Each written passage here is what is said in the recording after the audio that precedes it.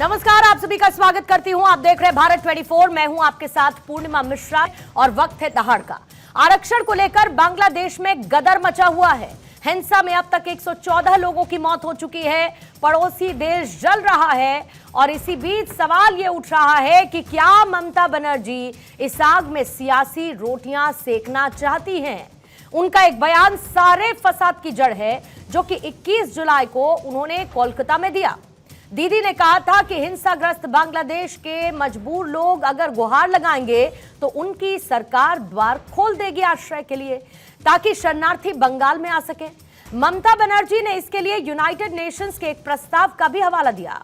अब इस बयान पर सियासी बवाल मचा है।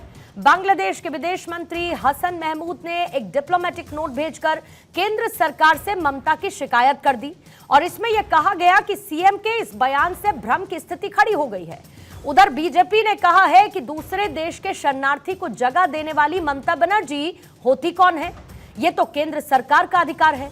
पश्चिम बंगाल के राज्यपाल ने भी ममता बनर्जी के इस बयान पर आपत्ति जताई है और एक रिपोर्ट मांगी गई। सवाल यह उठता है कि अगर पड़ोसी देश के पीड़ित परिवार भारत आना चाहेंगे तो इसकी इजाजत कौन दे सकता है, ममता सरकार या फिर मोदी सरकार। और इसी बात को लेकर बीजेपी और टीएमसी के बीच सियासी तलवारें खिंच चुकी हैं। आज इसी मुद्दे पर करेंगे दहाड़ में चर्चा, लेकिन उससे पहले देखिए कि दीदी के इस बयान पर बीजेपी ने नाराजगी कैसे जाहिर की है। ममता जी ने कहा है कि जो बांग्लादेश में हो रहा है तो वो अपने दरवाजे खुले रखेंगी और किसी को भी बंगाल में आने देंगी। बांग्लादेश के लोग हमारे दरवाजे खटखटाएंगे तो जरूर शरण देंगे। जो अल्पसंख्यक हिंदू या क्रिश्चियन या सिख या पारसी, चाहे बांग्लादेश हो या पाकिस्तान हो, अफगानिस्तान हो, वहां अपने आस्था के कारण विक्टिमाइज होते हैं, पीड़ित होते हैं, उनको स्थान नहीं देंगी।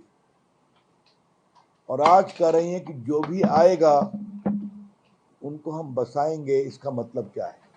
तो मुख्यमंत्री ममता बनर्जी ने अपने वोट बैंक को स्ट्रॉन्ग करने के लिए उन्होंने रोहिंग्यास और मुस्लिम इन्फिल्ट्रेशन को बढ़ाने के लिए जो उनका वोट बैंक है, उन्होंने सोचा कि इन लोगों को अगर घुसाएंगे तो कभी जिंदगी में इलेक्शन हारनी नहीं पड़ेगी। इनके दिमाग में तो इलेक्शन के सिवा और कुछ नहीं, देश नहीं है, राष्ट्र नहीं है, कुछ नहीं है, सिर्फ अपना परिवार और पावर, यही दो इनको चाहिए। वोट बैंक की खातिर देश की आंतरिक सुरक्षा को खतरे में डालने की तैयारी की जा रही। उनका बयान दुर्भाग्यपूर्ण है, क्योंकि नागरिकता देने का अधिकार केंद्र की सरकार का है। घुसपैठिए बसाना, रोहिंग्या को बसाना बंद करें। अब इस संबंध में देखिए, देश कानून से चल रहा है, कानून का राज है। कानून के दायरे में सबको मिलकर के काम करने की ज़रूरत है और सब लोग कानून के दायरे में रह करके काम करेंगे। और ये सिस्टम है प्रदेश का, कानून से हट करके कोई काम नहीं कर सकता। जाहिर है कि सियासी बयानबाजियों के बीच में कई सवाल हैं, क्योंकि बीजेपी आरोप लगा रही है कि देश की अखंडता और एकता के साथ खिलवाड़ करने पर तुली है ममता बनर्जी। पहला सवाल जिस पर करेंगे आज चर्चा वो ये कि क्या ममता बनर्जी के बयान से बंगाल में घुसपैठ बढ़ेगी। दूसरा सवाल ये कि क्या ममता का बयान केंद्र के अधिकारों में सीधे तौर पर दखल है। क्या वोट बैंक के लिए घुसपैठियों से दीदी की हमदर्दी नजर आती है। सीएए पर ना, घुसपैठियों पर ममता की हां क्यों। और बांग्लादेश की शिकायत पर क्या एक्शन लेगा केंद्र। आज इसी पर करने वाले हैं चर्चा। हमारे साथ मौजूद हैं साक्षी अग्निहोत्री, बीजेपी की प्रवक्ता हैं, कपिल श्रीवास्तव, समाजवादी पार्टी के प्रवक्ता हमारे साथ मौजूद हैं, सुमित मेहरोत्रा, टीएमसी के नेता इस वक्त हमारे साथ जुड़े हुए हैं, नीरज राय राजनीतिक विश्लेषक के तौर पर इस डिबेट का हिस्सा हैं, और स्टूडियो में मौजूद हैं सर्वेश पाठक, राजनीतिक विश्लेषक। आप सभी मेहमानों का बहुत बहुत स्वागत करती हूं। और सबसे पहले कपिल श्रीवास्तव, आपके पास आते हुए, क्योंकि विपक्ष का टेक जानना बहुत जरूरी है, और यही सवाल मैं आपके सामने रख देती हूं कि क्या ममता बनर्जी संवैधानिक व्यवस्था के खिलाफ जा रही हैं अपने इस बयान के साथ। देखिए, संवैधानिक व्यवस्था के खिलाफ तो कतई नहीं, क्योंकि यहाँ बात नागरिकता प्रदान करने की या घुसपैठ कराने की नहीं। बात यह है, अगर किसी मुल्क में, वो भी हमारा पड़ोसी मुल्क है, अगर वहां पर कोई प्रताड़ित भयंकर रूप से हो रहा है तो वो एज ए शरणार्थी आ सकता है, हम उसको कुछ दिन तक शरण दें और उसके बाद वो फिर अपने देश जाएगा जब वहां शांति व्यवस्था हो जाएगी। और हम समझते हैं ऐसा सदैव इंडिया के साथ होता रहा है। भारत ने सदैव किया। क्या तिब्बत से दलाई लामा साहब आए थे, या आप तबस्सुम जी को याद करिए, क्या हम लोगों ने शेल्टर नहीं दिया था? मानवता की वजह से शेल्टर दिया जा रहा है। यही तो अपील है। यहाँ संवैधानिक मसला है ही नहीं कि हम नागरिकता के लिए थोड़ी कह रहे हैं कि साहब आप घुसपैठ करो, आप आओ, हम आपको जो है वह यहाँ का नागरिक बनाएंगे ना। हम ये कह रहे हैं कि हमारे दरवाजे शरणार्थियों के लिए खुले हुए। अब शरणार्थी को अलाउ करना केंद्र का काम है। केंद्र सरकार डिसाइड करे कि उसके अंदर मानवीय पहलू है कि नहीं है। और हम तो सभी के लिए कह रहे हैं, बांग्लादेश में अगर हिंदू होगा तो भी, मुस्लिम होगा तो भी, सिख होगा तो भी और ईसाई होगा तो भी। अच्छा। जबकि इन्होंने नागरिकता संशोधन बिल जो ले आया उसमें तो एक धर्म विशेष को प्रोहिबिटेड कर दिया। ठीक है सर, ठीक यही है तो मानवता के विरुद्ध ठीक है। आप कह रहे हैं कि हम तो मानवता के आधार पर ये कह रहे हैं। ठीक है सर, 1 मिनट का आपका टाइमर खत्म हुआ सर। बस एक ओपनिंग स्टेटमेंट में 1-1 मिनट का रखना चाहती हूँ रिस्ट्रिक्टेड। सुमित मेहरोत्रा, एक बार फिर से आपके पास आते हुए और यही सवाल। सुमित मेहरोत्रा पैच है, कंफर्म कीजिएगा मुझे। सुमित मेहरोत्रा हैं। सुमित सर, ये बताइए मुझे कि ममता बनर्जी संवैधानिक व्यवस्था के खिलाफ क्यों जाना चाहती हैं? जो अधिकार है केंद्र का, उस पर बयानबाजी करके राज्य के अधिकार को दिखाते हुए केंद्र के अधिकारों में हस्तक्षेप करने की कोशिश ममता बनर्जी क्यों कर रही हैं? ऐसा कौन सा बयान आ गया जिसके ऊपर बड़ा बवाला मचा रखा है भारतीय जनता पार्टी ने? भारतीय जनता पार्टी पहले अपने घर को देखे, दूसरे क्या देख रही। अगर दीदी ये कह रही है कि बांग्लादेश में जो हमारे लोग हैं, बंगाल के लोग, उन्हें हम लेकर के वापस लेकर के आना चाहते हैं ऐसे उसमें माहौल में, तो क्या गलत है? क्या कोई रोक लेगा क्या बंगाल के लोगों को आने के लिए? आप विदेश से लोगों को लाकर के यहाँ पे बसाना चाह रहे हो, और अगर बंगाल के लोग बंगाल में आकर के नहीं रह पाएंगे तो कहाँ जाएंगे? आप मुझे बताइए। ये कहाँ बोला उन्होंने? बंगाल के लोग आए, बंगाल के लोग आए, कहाँ बोला सर? बंगाल जो हालात आज बने हुए हैं बांग्लादेश में लड़ाई के समय पे, बोला उन्होंने ऐसा? बोला उन्होंने ऐसा? स्टेटमेंट में उसमें है क्या बोला उन्होंने? पूरा जरा स्टेटमेंट बताइए। उन्हें हम वापस लेकर के आएंगे। स्टेटमेंट बताइए उन्होंने पूरा क्या बोला। देखिए मीडिया जिस तरीके से तोड़ मरोड़ करके, आप बता दीजिए ना सर, आप नेता हैं टीएमसी के, आपसे पूछ रही हूँ। अभी भी आप चैनल पर ही बैठे हैं ना, बताइए स्टेटमेंट बताइए ममता बनर्जी का। स्टेटमेंट बताइए ममता बनर्जी का जिसमें उन्होंने कहा कि बंगाल के लोगों को हम वापस बुलाना चाहते हैं। बंगाल के लोगों के लिए बात हो रही है पूर्णिमा जी। कैसे हो रही है? कैसे समझा जाए कि बंगाल के लोगों के लिए बात हो रही है? फिर वही, अगर आप मुझे बताइए क्या बंगाल के लोग नहीं आ सकते हैं क्या? अरे मैं आपसे ये पूछ रही हूँ कि उन्होंने कब कहा कि बंगाल के लोग आए? क्या उसमें ये बताइए कि रोहिंग्या लोगों उन्होंने कब कहा कि बंगाल के लोग आए? ये तो अरे अगर आपको ऐसा ज्यादा ही लगता है तो भाजपा वो कराए ना जांच उसकी कि कौन लोग आना चाह रहे हैं। अरे भाजपा तो जांच कराएगी, केंद्र करती ना। फिर केंद्र ने आज तक, केंद्र ने अभी तक जो बांग्लादेश में स्थिति बनी हुई है उस पर कोई टिप्पणी की क्या? ये बताइए मुझे, भारत सरकार ने की क्या? भारत सरकार तो देखिए, भारत सरकार का कभी क्या है, वहाँ पे जाते हैं, केक खाते हैं, सारे काम करते हैं। अरे सुमित मेहरोत्रा, मेरा सीधा सवाल क्या है, आप मुझे अधिकारों की बात करिए, इधर उधर मेरे को मत घुमाइए। आप केक खाते हैं कि समोसा खाते हैं कि इडली खाते हैं कि चटनी खाते हैं, मुझे ये सब मत बताइए। मैं आपसे पूछ रही हूँ कि ममता बनर्जी ने क्या ये कहा कि हम बंगाल के लोगों को वापस लेना चाहते हैं? मुझे हाँ या ना में जवाब दीजिए। बंगाल के लोगों की बात, हाँ या ना में जवाब दीजिए। पूर्णिमा जी, अगर हिंसाग्रस्त बांग्लादेश के लोग, सुनिएगा पूरी बात सुनिए सुमित, अगर हिंसाग्रस्त बांग्लादेश के लोग पश्चिम बंगाल के दरवाजे खटखटाएंगे तो हम उन्हें शरण देंगे। संयुक्त राष्ट्र का एक प्रस्ताव है जिसमें पड़ोसी शरणार्थियों का सम्मान करने की बात कही गई है।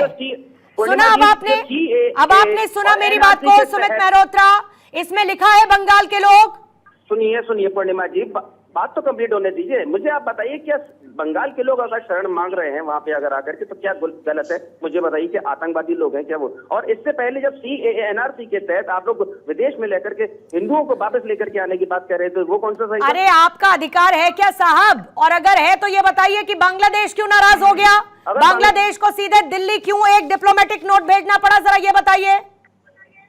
देखिए, राजनीतिक के तहत अगर ये काम हो रहा है तो इसमें आगे देखा जाएगा, पर अभी तो फिलहाल अगर कोई जन हमसे मदद मांग रहा है करके कह रहा है भैया हम आना चाहते हैं, तो इसमें क्या बुरी बात है, क्या गलत है? अच्छा, किसी ने आपको कहा कि हम आना चाहते हैं? मैं आपसे कहूंगा, मैं कहीं किसी ने आपको कहा कि हम आना चाहते हैं? पूर्णिमा जी, तो दीदी को भी कोई सपना नहीं आया था, पार्टी को भी कोई सपना नहीं आया था कि आप आ जाइए हमारे पास। कोई आता है तो उन्होंने सोचा कि केंद्र का अधिकार है, हम ले लेते हैं। भाई कोई देश अगर दूसरे प्रदेश में आकर के अगर मांगता है मदद तो उसमें आपका दी अधिकार जाएगी, नहीं इसमें है ना कुछ नहीं है। साहब, यही तो बताने की कोशिश कर रही हूँ, यही तो बताने की कोशिश कर रही हूँ अरे कि तो आपका केंद्र- अधिकार तो नहीं वो- है, तो आपका उसमें बोलो अधिकार केंद्र नहीं के है, पास क्यों नहीं ये गए? केंद्र मुझे का आप अधिकार बताइए, है। बोलो केंद्र के पास क्यों नहीं आप गए? सीए पर नाराजगी जताते हैं, लेकिन केंद्र यहाँ के पर पास क्यों नहीं गए? शरणार्थियों के लिए आप बाहें बिछाए बैठे हैं। केंद्रीय मंत्री फिर से उन्होंने बीजेपी क्यों को नहीं बात मौका करी? मिलता है ये कहने का कि आप उन चाहते लोगों हैं ने कि जो केंद्रीय आपका मंत्री वोट से क्यों बैंक नहीं बात है करी? वो बंगाल में आ केंद्रीय जाए मंत्री से- और फिर आप केंद्रीय मजबूती मंत्री के से उन साथ लोगों ने अपनी क्यों नहीं बात सरकार करी? बनाए। सारा का सारा पावर का खेल है, ये बीजेपी को उन क्यों लोगों ने कहना केंद्रीय- पड़ता है? नहीं तो उन लोगों ने केंद्रीय मंत्री से क्यों नहीं बात करी? अरे तो क्यों नहीं, आपने बात करी? अगर क्यों कुछ ममता बनर्जी से स्टेटमेंट बात जारी करी उन करना लोगों होता ने? तो विदेश मंत्रालय करता ना अभी तक। सुमित मेहरोत्रा नहीं किया ना। साक्षी जी आपको लाते हुए जरा इनको क्लैरिटी दीजिए, मैं ये समझना चाहती हूँ। नमस्कार मैम, मुझे ये समझाइए जरा कि ये तो बहुत क्लियर है ना कि ये तो केंद्र का अधिकार है, इसमें राज्य सरकार कोई स्टेटमेंट नहीं दे सकता। यूनाइटेड नेशंस जिसका जिक्र कर रही हैं इस वक्त ममता बनर्जी अपने बयान में, उसमें तो भारत सिग्नेटरी अथॉरिटी भी नहीं है, मानने के लिए बाध्य भी नहीं है जिसकी बात वो कर रही हैं। देखिए, ममता बनर्जी जब से मुख्यमंत्री बनी है वो किसी भी दिन फेडरल इंफ्रास्ट्रक्चर पर विश्वास ही नहीं करती। उनके बयान जो उन्होंने दिया है, गैर जिम्मेदाराना बयान दिया, उसके पहले उन्होंने एक लाइन बोली कि हम चाहते हैं कि बंगाल का हिंदुस्तान से रिश्ता अच्छा हो। माने बंगाल को हिंदुस्तान का अंग नहीं मानती है, वो बोलती है बंगाल का हिंदुस्तान से संपर्क अच्छा हो, हम ये सोचते हैं। तो वो जहां तक ये पिछले 13 सालों में मुख्यमंत्री बन के आई है, ये घुसपैठियों और रोहिंग्या के वोट बैंक की वजह से। अरे तो आप लिस्ट जारी करिए ना, कितने रोहिंग्या आ गए, कितने घुसपैठी आ गए। सुमित जी बीच में नहीं, रुकिएगा जरा, रुकिएगा, उनका समय है, उनको बोलने दीजिए। चाहिए आप उत्तर 24 परगना, दक्षिण 24 परगना, मालदा, मुर्शिदाबाद के सीमांत इलाकों में जाएंगे, यहाँ सब जगह टोटल को तो घुसपैठियों और रोहिंग्या को वोट बैंक बनाकर, एवं कलकत्ता में भी आप आके देखेंगे जहां पर ट्रैफिक है, उन ट्रैफिकों में सब जगह बांग्लादेशी एवं रोहिंग्या भर दिए हैं ममता बनर्जी ने। और कोलकाता कॉर्पोरेशन एवं विभिन्न कॉर्पोरेशनों की मदद से उनका वोटर कार्ड, आधार कार्ड बनवा दिया है। और यही ममता बनर्जी के वोट बैंक है और इनकी वजह से वो 13 साल से यहाँ मुख्यमंत्री बनी हुई है। सीए का सवाल रहा, आज दिन तक वो नागरिकता की लड़ाई करती रही, जब वो विरोधी में थी पेपर फाड़ दिया था उन्होंने संसद में। और जब सीए की बात यहाँ पर आई, केंद्र सरकार सीए पर राजी हुई तो केंद्र सरकार की विरोधिता करने लगी। आज वो गैर जिम्मेदाराना बयान 21 जुलाई के मंच से दे रही है कि इस तरह बांग्लादेश से अगर हमारे देश का दरवाजा खटखटाएंगे। आज पश्चिम बंगाल विभाजन हुआ था, यहाँ से बांग्लादेश नहीं, पर वो तो ये कह रहे हैं ना कि मानवीय आधार पर वो ये बात कह रहे हैं, बंगाल के लोगों के लिए ये बात कह रहे हैं, मानवीय आधार बंगाल के लोग जो वहां फंसे हुए हैं, ये बात वो उनके लिए कह रहे हैं। साक्षी जी ये कह रही है टीएमसी। नहीं, उनको ये बात कहनी चाहिए थी कि मानवीय आधार पर अगर कोई ममता बनर्जी के पास आता है या पश्चिम बंगाल सरकार का दरवाजा खटखटाता है तो मैं केंद्र से बात करूंगी, क्योंकि ये केंद्र का विषय है, ये आंतरिक सुरक्षा केंद्र का विषय है।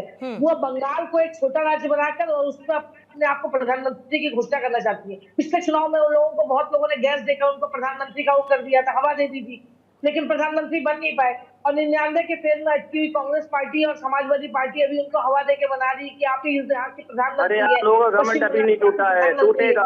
जनता ने आपको आईना दिखाने का काम करा है, अयोध्या से आपको दिखाने का काम करा है, पूरी तरह से बद्रीनाथ से आपको आईना दिखाने का काम करा है।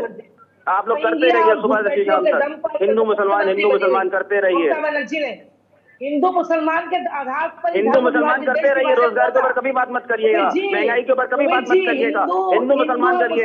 अयोध्या हरा दिया आपको, अयोध्या से वापस कर दिया आपको, बद्रीनाथ से वापस कर दिया। ये आपको विचारधारा अयोध्या जैसी सीट प्रभु श्री राम ने आपको नकार दिया, प्रभु श्री राम ने आपको नकारा है, प्रभु श्री राम के लोगों ने नकारा है आपको। प्रभु श्री राम, अरे प्रभु श्री राम को जिस तरीके से प्रभु श्री राम का नाम लेकर के आप लोगों ने काम करा था, प्रभु श्री राम के लोगों ने आपको नकारा है। सुमित मेहरोत्रा आपको एक सेकंड सुमित मेरी बात सुनिए। साक्षी जी जरा रुकिएगा, साक्षी जी जरा रुकिएगा। अगर आपके हिसाब से ये हिंदू मुसलमान करते हैं और इनको प्रभु श्री राम ने नकार दिया है, तो फिर इनके हिसाब से तो आप सिर्फ और सिर्फ घुसपैठी और रोहिंग्या करते हैं, और आपको अपनाने वाले फिर सिर्फ वो घुसपैठिया और रोहिंग्या हैं जिनके वोट बैंक पर आप चलते हैं। पूर्णिमा जी ये बताएं ना, आज 10 साल हो गए हैं केंद्र में बैठे बैठे, ये बताएं ना कितने घुसपैठी। अरे सर आपने पूरे मुद्दे को डाइवर्ट, अरे उनको नागरिकता मिली क्या? बांग्लादेश में कितने घुसपैठी है जरा ये बताइए मुझे। सिटीजनशिप दिलवा पाए क्या आप उनको? सिटीजनशिप दिलवा पाए उनका मुझे स्टेटस समझाइए सुमित, आप स्टेटस समझाइए मुझे। जितने रोहिंग्या आए हुए हैं उनको सिटीजनशिप दिलवा पाए क्या आप लोग? पूर्णिमा जी आप मुझे बताइए ना, क्लेरिफाई कराइए ना, भाजपा अरे क्यों नहीं सर कर रही है आप भाई? क्लेरिफाई करिए। मुझे बताइए ममता ना, केंद्र में बनर्जी ने कौन बैठा बयान है? दिया है, पूर्णिमा केंद्र में मिश्रा ने कौन नहीं बैठा दिया है? है। ममता बनर्जी ने बयान दिया है, पूर्णिमा मिश्रा ने कोई बयान नहीं दिया है। तो क्लेरिफाई टीएमसी करेगी, पूर्णिमा मिश्रा नहीं करेगी। और आप उस राज्य में दलाना बयान का समर्थन करते हैं। भाई सुरक्षा सीमा किसका है? कौन है? बाहर से कोई लोग अगर यहाँ पे सुरक्षा सीमा हिंदुस्तान में आ केंद्र की रहे है। हैं, अच्छा चलिए तो ठीक है, क्या कोई बात नहीं। करेगा? आप लोग पार्टियों से ताल्लुक रखते हैं ना, राजनीतिक विश्लेषक से समझ लेते हैं जरा इस मुद्दे को। नीरज राय जी और सर्वेश जी मेरे साथ है। साक्षी जी जरा रुकिएगा, साक्षी जी जरा रुकिएगा। सर्वेश पाठक मैं आपके पास आती हूँ। मुझे ये बताइए कि ममता बनर्जी का ये बयान क्या दिखाता है? एक तरफ वो कहती हैं कि मैं बांग्लादेश पर कोई टिप्पणी नहीं करूंगी, दूसरी तरफ वो साथ साथ ये कह देती हैं कि जो बांग्लादेश आना चाहता है, बांग्लादेश से आना चाहता है, उनके लिए हमने अपने द्वार खोल रखे हैं। क्या बहुत सस्ती लोकप्रियता के लिए ममता बनर्जी इस तरीके की हवाबाजी कर रही हैं? क्योंकि बॉर्डर तो खोल नहीं पाएंगी, अधिकार उनका है नहीं, नागरिकता वो दे नहीं पाएंगी, केंद्र से वो कह पाती नहीं है। पूर्णिमा जी, सबसे पहले आपके सभी दर्शकों को मेरा वंदे मातरम, भारत माता की जय। देखिए, ममता बनर्जी की ये खीज है कि वो बंगाल के 42 सांसद जो थे वहां पे केवल और केवल 26 उनके पाले में आए।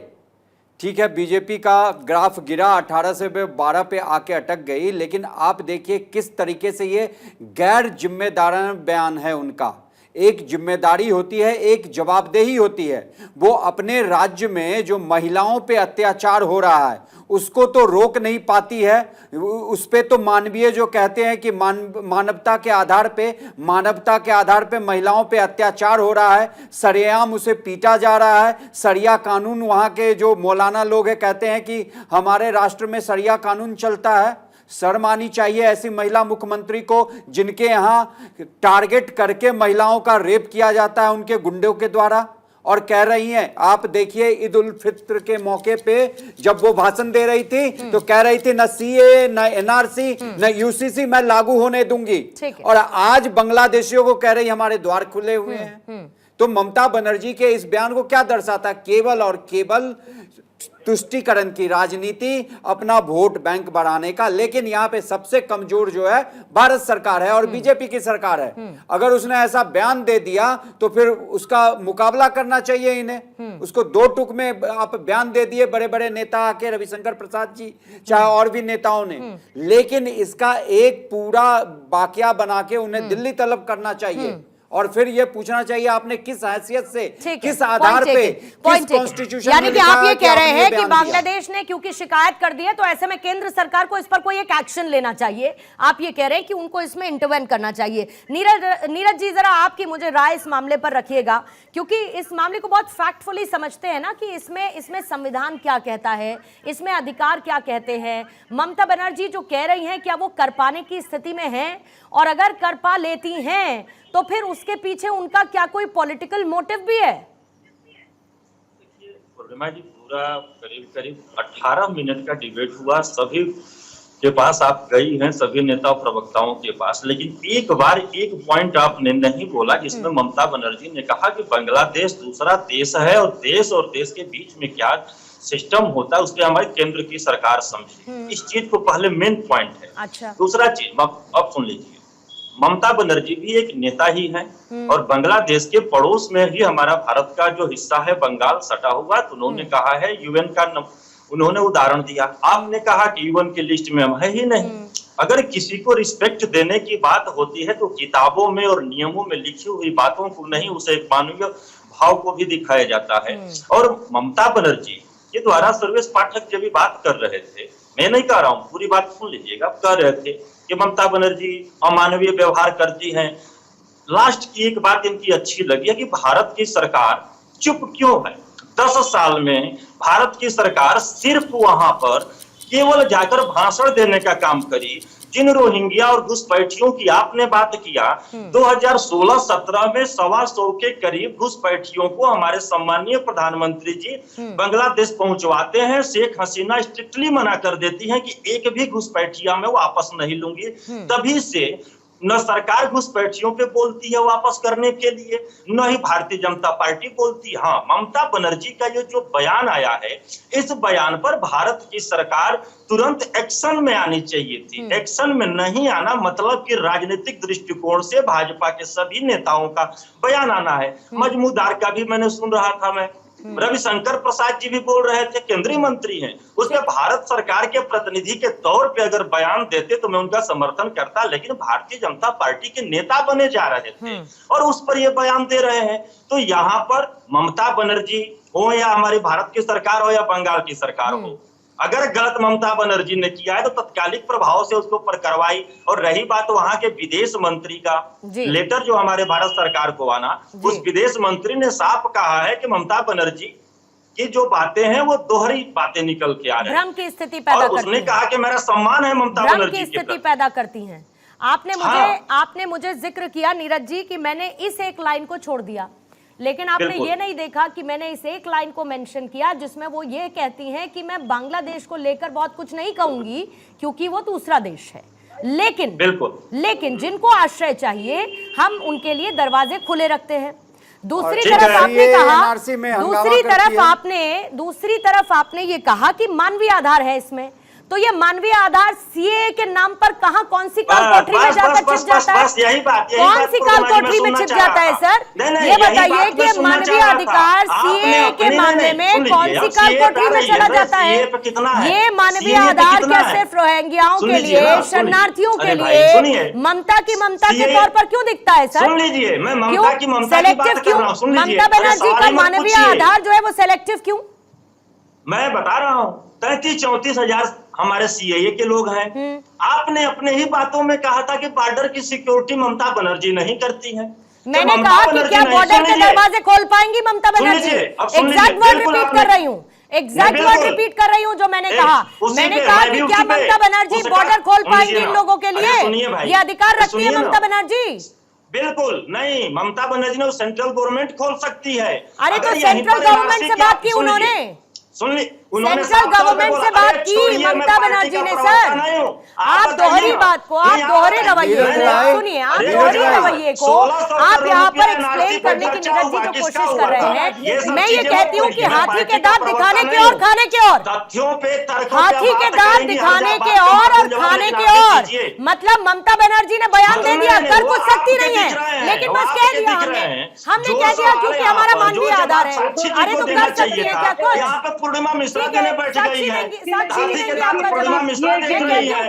पूर्णिमा मिश्रा जवाब देंगी, पूर्णिमा मिश्रा जवाब देंगी कि एनआरसी पे 1600 करोड़ रुपया जो 19 में खर्चा क्योंकि उन्होंने केंद्र के अधिकारों में हस्तक्षेप किया है। ममता बनर्जी जवाब देंगी, पूर्णिमा मिश्रा जवाब नहीं देंगी। ममता बनर्जी बताएंगी कि कह रही है तो कर पाने की स्थिति में है क्या ममता बनर्जी? साक्षी जी जवाब दीजिएगा।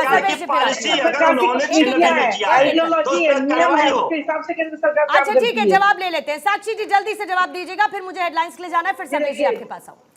ये देखिए, दो राजनीतिक विश्लेषक यहाँ बैठे हुए हैं, ठीक वोट के आगे किसी ने भी जनता को ये समझाने की कोशिश की क्या उनकी नैतिक जिम्मेदारी नहीं थी? किसी की नागरिकता लेने वाला कानून नहीं है। ममता बनर्जी और उनके सहयोगी दल विपक्षी जितने भी है, कांग्रेस हो, समाजवादी पार्टी हो, प्लस राजनीतिक विश्लेषकों ने कभी भी जनता को ये समझाने की कोशिश नहीं की कि सीएए देश की आंतरिक सुरक्षा का एक मामला है। देश में आने वाले शरणार्थियों का उनको सीए की नागरिकता दी जाएगी, ये किसी की भी नागरिकता लेने वाला कानून नहीं है। जनता को ये समझा ही नहीं पाए ये पार्टी के लोग, एक विभ्रांति फैलाए हुए, एक भ्रम फैलाए हुए, और दोबारा ऐसा बयान देकर, इस तरह का गैर जिम्मेदाराना बयान देकर ममता बनर्जी ने फिर एक भ्रम की परिस्थिति पैदा कर दी है कि कोई भी बांग्लादेशी उनके राज्य में आके सुरक्षित रह सकता है। अच्छा ठीक है, सर्वेश जी का जल्दी से जवाब लूंगी, सर्वेश जी का जवाब लेती हूँ, फिर उसके बाद मैम पूरा ठीक है, 2 मिनट दीजिए मुझे। नीरज जी में पकड़े गए 3 आतंकवादियों का उस पर हाथ है। रोज यहाँ पर आतंकवादी पकड़े जा रहे हैं। ममता बनर्जी ने घुसपैठियों और बांग्लादेशियों को पनाह देकर, वो तो कह रहे हैं ना कि ममता बनर्जी पर कोई एक्शन लेगी क्या केंद्र? इस पर भी तो बात कीजिएगा। मैम सर्वेश जी जल्दी से जवाब दीजिएगा, 1 मिनट है। मैं साक्षी जी की ही बातों को आगे बढ़ा हूं। अभी जो एनडीए अलायंस है, पूर्णिमा जी आपने सबने देखा था, जैसे ही सीएए का नोटिफिकेशन जारी हुआ, ममता बनर्जी ने कहा हम नहीं लागू होने देंगे।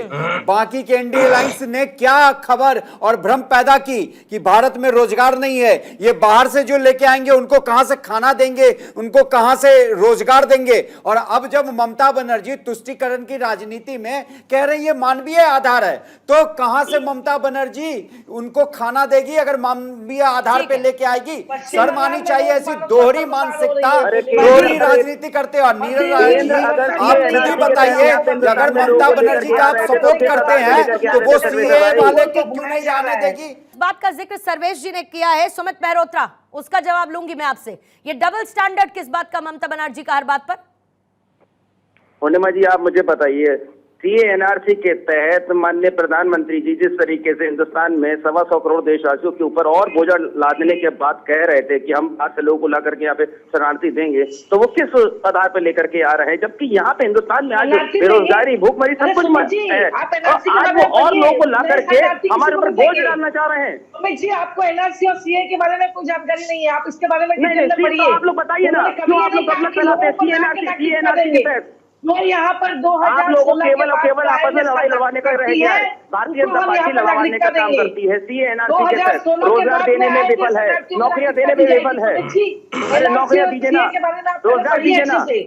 अरे बंगाल में ममता बनर्जी ने कितनी रोजगार दे दी है अपने कार्यकाल में, जरा ये भी बताइए ना कि आपने कितने लोगों को रोहिंग्या को पकड़ा, उनकी लिस्ट दीजिए, डाटा दीजिए, कितने रोहिंग्या लोग रहते हैं। वो आप देते नहीं है, गफलत फैलाते हैं और कुछ काम नहीं करते हैं। अरे केवल आप लोगों को बरगलाने का काम रह गया है। बंगाल से लोगों ने आपको दिखाने का काम करा, आईना दिखाने का काम करा बंगाल के लोगों ने, और आने वाले समय में और दिखाएगी बंगाल की जनता। सवाल ये है, आप भले ही बार बार गूगली को पास बीजेपी पर करते रहिए, तुष्टीकरण करके मुसलमानों का तुष्टीकरण की राजनीति आप लोग करते हैं। साक्षी जी तुष्टीकरण की राजनीति साक्षी जी आप लोग करते मोटिव हैं जो आप देश के बता अंदर। रही हैं और जो उनका मोटिव इस बयान के बाद है वो दोनों अलग अलग है। साक्षी जी मेरी बात सुनिए, साक्षी जी मेरी बात सुनिए, साक्षी जी मेरी बात सुनिए। आप कह रही हैं कि इनका पॉलिटिकल मोटिव है, वो कहते हैं कि ह्यूमैनिटेरियन ग्राउंड्स पर वो चाहते हैं कि जो शरणार्थी हैं उनके लिए द्वार खोल दिए जाएं। लेकिन सुमित मेहरोत्रा आप बार बार गूगली फेंकते रहिए बीजेपी पर, लेकिन बयान तो ममता बनर्जी की तरफ से दिया गया है ना। आपने शुरू में ही इस नैरेटिव को सेट करने की कोशिश की कि बंगाल के लोगों के लिए बांग्लादेश कहता है कि हमारा अलग देश है, हम अलग देश हैं, यही नोट दिल्ली भेजा गया है।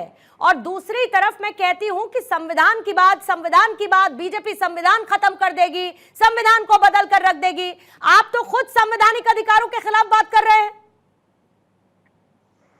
पूर्णिमा जी कहाँ संविधान के उससे अगर हो रहा है मुझे बताइए। कोई अगर भारतीय संविधान में दूसरे राज्यों को लेकर, सुनिए मेरी बात सुन लीजिए। अब आपने पूछा कि कैसे कर रहे हैं, अब सुन तो लीजिए कि कैसे कर रहे हैं। भारतीय संविधान में राज्यों के पास दूसरे देशों के साथ कैसे संबंध रखना है इसका अधिकार नहीं है। राज्यों के पास यह अधिकार नहीं है, यह केंद्र के पास है।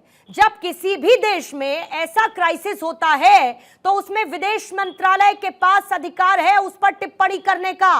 केंद्र सरकार के पास अधिकार है शरणार्थियों के लिए फैसले लेने का। ममता बनर्जी केंद्र में नहीं है, ममता बनर्जी विदेश मंत्रालय में नहीं है साहब, यही बताने की कोशिश कर रही हूं आपको। पूर्णिमा जी विदेश मंत्रालय के पास कोई क्यों नहीं गया? ममता बनर्जी के पास लोग क्यों आए? विदेश मंत्रालय ने कहा कि बांग्लादेश का ये आंतरिक मामला है, बांग्लादेश का ये आंतरिक मामला है, ये विदेश मंत्रालय का बयान है।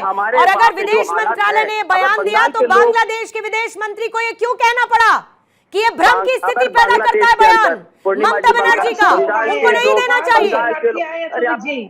पूर्णिमा जी मुझे बंगाल के लोग बांग्लादेश के अंदर फंसे हुए हैं, उन्हें अगर ला करके फिर से अगर हम लोग कह रहे हैं हम लोग आप घूमते रहिए बंगाल के लोग क्यों नहीं? अरे बंगाल और बांग्लादेश आपस में मिला हुआ ज्यादा जैसे जिस तरीके से आज उत्तर प्रदेश और नेपाल आपस में मिला हुआ है, आप मुझे बताइए ना, नेपाल और उत्तर प्रदेश के अलग अलग है जी। सुमित जी, आज ये जिस कोलकाता में आप रह रहे हैं या जहां पर भी रह रहे हैं, वो पश्चिम बंगाल काउंसिल नहीं रहता। अगर श्यामा प्रसाद मुखर्जी लड़ाई नहीं करते पश्चिम बंगाल को, अरे तो आप लोगों ने 2014 के बाद से हालात वहाँ पे और खराब कर दिए हैं। इस तरह के लड़ाई लड़वाने में खेल करते हैं। बंगाल के लोगों ने आपको आईना दिखाने का काम करा है। 2014 में भी करा था, 2019 में भी करा था, 2024 में भी करा है आपको, और आने वाले विधानसभा में भी करेंगे। वहाँ की जनता समझ चुकी है कि हमें किसके साथ देना, किसके साथ नहीं देना है। सब कुछ चुनावी सुमित मेहरोत्रा, आप लोग हर बात पर चुनावी, फिर आप कहते हैं कि हमारा मानवीय एंगल है, हर बात पर आप चुनाव की बात करते हैं, फिर आप कहते हैं कि आपका मानवीय एंगल है। महंगाई के ऊपर बात करिए ना, नहीं करेंगे ना सुमित मेहरोत्रा, एक एक करके बात करेंगे ना सर। साक्षी मैम, साक्षी अग्निहोत्री, एक एक करके बात करेंगे, थोड़ा समझने में आसानी रहेगी। कोई बात नहीं करेंगे। वोट, बूथ दखल, मुसलमानों लूट करिए ना, आप अपने सत्ता पे टिकी हुई है ममता बनर्जी, आप अपने शिक्षा मंत्री को जेल में डालिए ना, शिक्षा मंत्री को जेल में डालिए ना। जिस तरीके से घोटाला हुआ है नीट के पेपर के उसके अंदर, क्यों नहीं उन्हें आप जेल में डालते? करिए ना घोटाला, तो आप लोग कर रहे हैं माइनॉरिटी का घोटाला, आप लोग कर रहे हैं। केंद्र में बैठे सरकार ज्यादा दिन चलेगी नहीं, सरकार उतरने दीजिए, जांच आप लोगों की भी होगी। 10-11 साल तो सरकार चल रही है। अच्छा ठीक है, साक्षी जी रुक जाइए प्लीज, साक्षी जी प्लीज रुकिए, साक्षी जी प्लीज रुकिए। सुमित मेहरोत्रा आप भी होल्ड करिएगा सर, आप भी होल्ड करिएगा। पूरे ग्लोब का आप चक्कर लगा के आ रहे हैं, ये भूल जाते हैं कि चर्चा हो रही है बंगाल और बांग्लादेश पे, बंगाल और बांग्लादेश पे। साक्षी जी मेरी आवाज आ रही है तो प्लीज रुकिए मैम, प्लीज रुकिए। ओवरलैपिंग में कुछ नहीं समझ में आएगा। जो आप कह रही हैं सुमित मेहरोत्रा कह रहे हैं, किसी दर्शक को कुछ नहीं समझ में आएगा। इसीलिए जिस मुद्दे पर चर्चा हो रही है उस पर कर लेते हैं। कपिश जी एक बार फिर से आपके पास आते हुए, फिर नीरज जी और सर्वेश जी को एक साथ रखेंगे। कपिश सर, अभी तक जितनी भी बातें आई मैं ये देख रही हूं कि बार बार उसको घुमाने की कोशिश हो रही है। आप बंगाल की बात कर रहे हैं, बंगाल के लोगों की बात कर रहे हैं, ये अब सुमित मेहरोत्रा कह रहे हैं, जो मुझे ममता बनर्जी के स्टेटमेंट में कहीं नजर नहीं आता। आप मानवीय आधार पर अगर बात करनी थी तो आप केंद्र से बात कर सकते थे ना। कोई फोन लाइन तो कट हो नहीं गई है राज्य सरकार और केंद्र सरकार के बीच में कि कोई नो कनेक्शन एस्टैब्लिश हो रखा है। आप बात करते अगर ऐसी कोई बात थी और फिर केंद्र नहीं करता तो फिर शायद दूसरा रास्ता अपनाती। ये हड़बड़ाहट क्यों थी ममता बनर्जी को एक बयान देने की? पूर्णिमा जी, मैं 2-3 चीजें आपके से कहता हूँ जी। पहली तो ये कि संयुक्त राष्ट्र संघ ने जिस कन्वेंशन की आप बात कर रही है, जिस पर भारत ने हस्ताक्षर नहीं किया, लेकिन अस्थायी सदस्य है भारत, और किसी कन्वेंशन पे सिग्नेचर ना करने का मतलब यह है कि हम उस निर्णय से बाध्यकारी नहीं।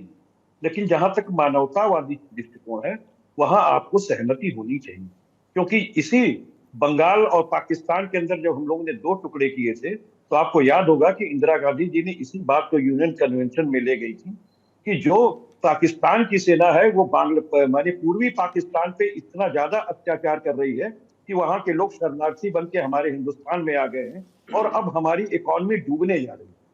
तो हमें अब अपना जो है स्वयं निर्णय लेना पड़ा, और इस आधार पर हमने अटैक किया था और 2 भाग में पाकिस्तान को कर दिया। तो आखिर अटैक का कारण भी यही था।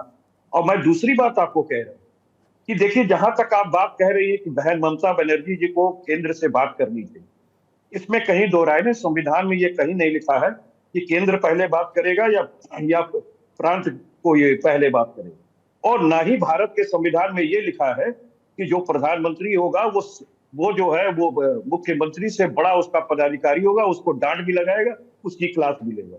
ऐसा तो कहीं नहीं, बल्कि भारत एक संघीय ढांचा में है, प्रांतों को मिलाकर देश बनता है। यहां से भी चुन करके संसद के अंदर प्रतिनिधि जाते हैं, इसलिए ये सब बराबर की चीजें हैं और इसमें कहीं दो राय नहीं। जो केंद्र का विषय है, ममता बहन जी ने ये कहा कि भाई केंद्र समझेगा कि बॉर्डर वो क्रॉस करने देता है या नहीं देता। हम अपने आर्थिक स्थिति पर उनकी सेवा करने को तत्पर और तैयार हैं मानवता के दृष्टिकोण से, इसमें बुरी बात नहीं। और ये आपको प्रैक्टिकली फिट नजर आती है कपिल श्रीवास्तव। और आपने क्योंकि मानवीय एंगल की बात की, आपने मानवीय एंगल की बात की सर, सुनिए मेरी बात, आपने मानवीय एंगल की बात की, मैं उस बात को बाय भी अगर कर लेती हूँ मानवीय एंगल को, तो फिर बांग्लादेश को तो खुश होना चाहिए था ना, क्योंकि आप मानवता दिखा रहे हैं। भारत और बांग्लादेश तो दोस्त है ना, बांग्लादेश की हर एक जरूरत पर भारत ने मदद की है ना, तो बांग्लादेश की तरफ से ऑब्जेक्शन नोट क्यों आया? बहुत अच्छी बात। अब मैं आपको एक चीज कह रहा हूं, आपने स्वयं कहा कि यह केंद्र का मामला है, विदेश नीति का मामला है। केंद्र हमारे बांग्लादेश से क्या संबंध और संपर्क रखेगा, वो नीति तय करेगा। बहन ममता बनर्जी ने सिर्फ इस बात को कहा था, वो वहां पे बंगाल और भारत की नीति निर्धारित नहीं कर रही थी विदेश में, वो सिर्फ अपना हिस्सा निभा रही थी कि अगर आते हैं, भारत सरकार परमिशन करती है बॉर्डर क्रॉस करने का, तो उनकी जो आर्थिक वहन होगा वो गवर्नमेंट करेगी प्रांत की। अच्छा, दूसरी चीज मैं आपको एक बात कहूं कि जो सीए की आप बात कर रही हैं, इसी आधार पे विपक्ष का विरोध। सीए में जो इन्होंने नागरिक संशोधन बिल लिया है, उसमें इन्होंने मजहब के आधार पर विभेद किया प्रताड़ित में। मैं ये कह रहा हूँ कि अगर कोई मनुष्य प्रताड़ित है, क्या बांग्लादेश में कोई मुसलमान वहां पे उसकी भाषा और वहां पे पीड़ित हो सकता है क्या? या पाकिस्तान में? मैं बीच में नहीं बोल रहा, बीच में नहीं, आप ऐसे भ्रम की स्थिति आप नेशनल टेलीविजन पे आएंगे, झूठ बोलेंगे तो आप बैठे रहेंगे, ऐसे क्या?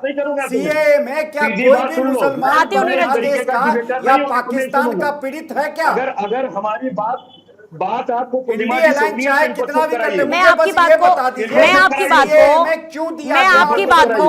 आपकी बात को ठीक तरीके से रख देती हूँ। कपीश जी सुनिए, सर्वेश जी ये कह रहे हैं, वो इधर उधर कुछ नहीं कह रहे, वो ये पूछना चाह रहे हैं सीधे सीधे कि आप कह रहे हैं कि शरणार्थियों के लिए जो पीड़ित हैं, मानवीय आधार पर उनके दरवाजे खोल देंगे, भाई आ जाएं बंगाल में, कोई दिक्कत नहीं है, तो उसमें कोई मुस्लिम नहीं होगा क्या? मैं आपको बार बार ये कह रहा हूँ सर, मैं आपसे सीधा सवाल पूछ रही हूँ सर, मैं आपसे सीधा सवाल पूछ रही हूँ, क्योंकि ये डबल स्टैंडर्ड जो कुछ नहीं समझता उसको भी समझ में आता है ना। रोहिंग्याओं को लेकर बंगाल सरकार की अप्रोच क्या है, ये किससे छिपी है सर, ये बताइए मुझे। रोहिंग्याओं को लेकर ममता सरकार की ममता किससे छिपी है, आप मुझे ये बताइए।